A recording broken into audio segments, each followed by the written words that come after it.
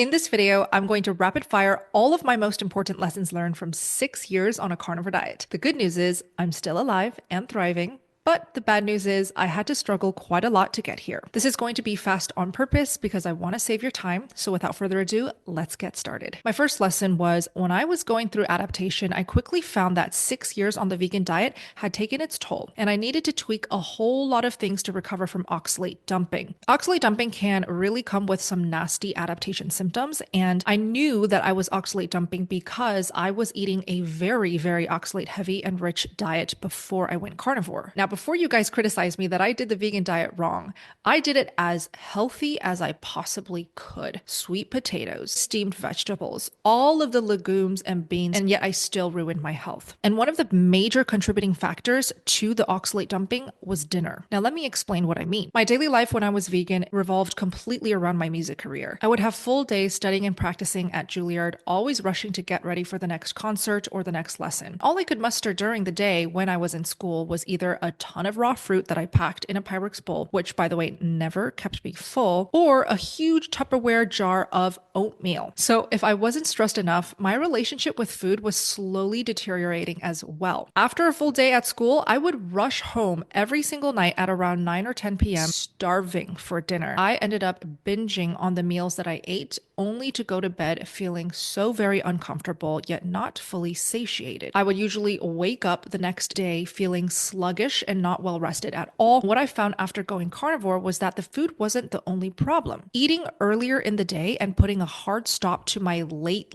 night dinners truly made a world of a difference for me. Now, simply by pushing up my eating window a little bit earlier, I have felt incredible benefits. Not only do I get to eat dinner and still be able to wind down at night, I have impeccable digestion. I have zero bloat, zero gas or indigestion. I actually start my day off strong with high quality nutrition, lots of animal fats in the morning, so I end up eating a breakfast and a later lunch. And in regards to oxalate dumping, an effective way to soften the dumping symptoms is to include lemon juice as you adapt to carnivore. I'll link resources below for more info. Many of you may already be far better tuned with your feeding schedule than I was, but I think it's the second most important lesson that I learned that almost every new carnivore could really improve to some degree. I've definitely noticed that for many people, just eating meat, butter, and eggs every day isn't enough. What starts as boredom devolves into meat aversion. I personally truly believe that there is a whole world of variety that you can tap into. I've created so many carnivore recipes, as you guys all know, here on my YouTube channel for the sake of entertaining my husband's palate. And I've learned so much along the way about just how creative you can be with carnivore ingredients. To be honest, I think I've picked up a new passion for cooking in the kitchen. But the idea that it is a limiting diet is also valid. I totally get it.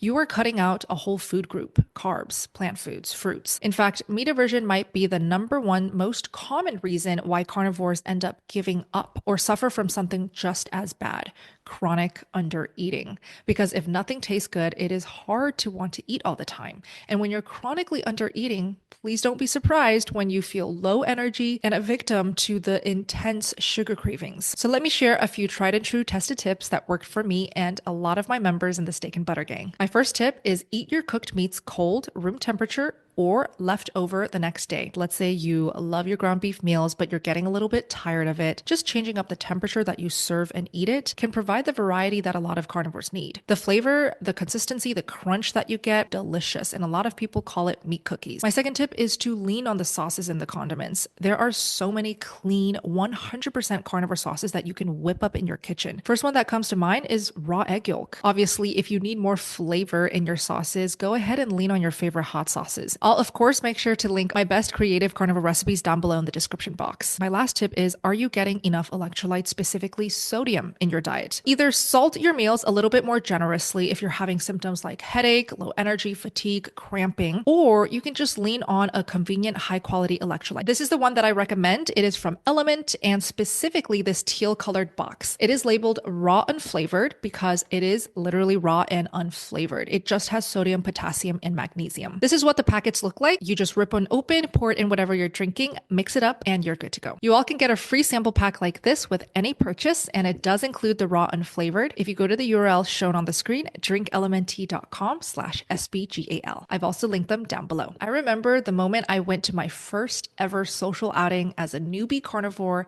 so vividly. There I was at my best friend's birthday party in New York City in her tiny cramped studio, and like any other Chinese party, it was a total carb and sugar festival. Dumplings, spicy noodles, sweet rice cakes, mochi. Honestly, all of my weaknesses were all spread out on the table. So the dilemma goes like this.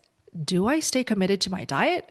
Or do I just indulge a little bit, enjoy the party with my friends? The biggest problem about that night wasn't really the food my friends were enjoying. My best friends coming to me, being curious, honestly being nosy and judgy more than anything, and asking why I wasn't eating the dumplings, why I wasn't drinking the alcohol that everybody was celebrating with. So if you take anything away from this, firstly, eat before you go out anywhere. Even if it's a party filled with meats, just eat to make sure. If it is somebody's home, bring a charcuterie board. Now, before we get to the next topic, I highly advise you to put those carnivore snacks away because things are going to get unappetizing quick. And it's all about poop. If you're experiencing loose stools in any shape or form, one of the biggest reasons why you are having loose stools is simply because your body can't yet digest all of the fat that you are eating, which is why I had explosive diarrhea for weeks on end. Okay, remember, I was still studying at Juilliard, so there were many days where I literally ran out of my lecture classes randomly without even asking for permission. So I'll just say that much. And what really helped me and gave me quick relief was to stop eating melted fats. I can't tell you how important this is for those with loose stools and diarrhea. So the ground beef that you cook, you see all that golden, juicy fat that, leaks out of the meat. Please do not pour that over your meat, and certainly do not drink it like it's a delicious soup. Save it in a glass jar and use it as cooking oil. You can even stop eating all of your meats hot. If you're eating ribeyes every day, don't eat it piping hot fresh off the grill. Let it sit on the counter for like 30 minutes and enjoy it room temperature. It really makes a difference. With constipation, for a lot of carnivores, they think that they're constipated, but truly they are not constipated at all. What I mean by that is carnivores who eat truly only animal foods, no more vegetables, no more fiber, just need to poop less. Because if you think about it, you have less waste to excrete. Plants, vegetables, kale, spinach, smoothies, all of that stuff, if you used to eat that every single day, chances are you were pooping every single day. When you're eating only animal fats, animal meat, eggs, the body is going to naturally be efficient and utilize it towards repairing, healing, energy, good sleep, whatever it needs to use it for, it is being used. I myself actually poop once a week now. So if you find that you poop twice a week, suddenly less than usual, don't automatically assume that you're constipated. Unless you feel like, oh gosh, I really feel like I can pass a stool. It's just not coming out. Then what you can do is drink that liquid fat. Maybe stop eating so much cheese because cheese really does constipate. Now, the last lesson is when I started carnivore, I really thought I would be coming into a strong community teeming with people like the vegan community. I will tell you right now that being a vegan in the real world, outside world, you are just received much better than when you come out of the closet and say that you're carnivore.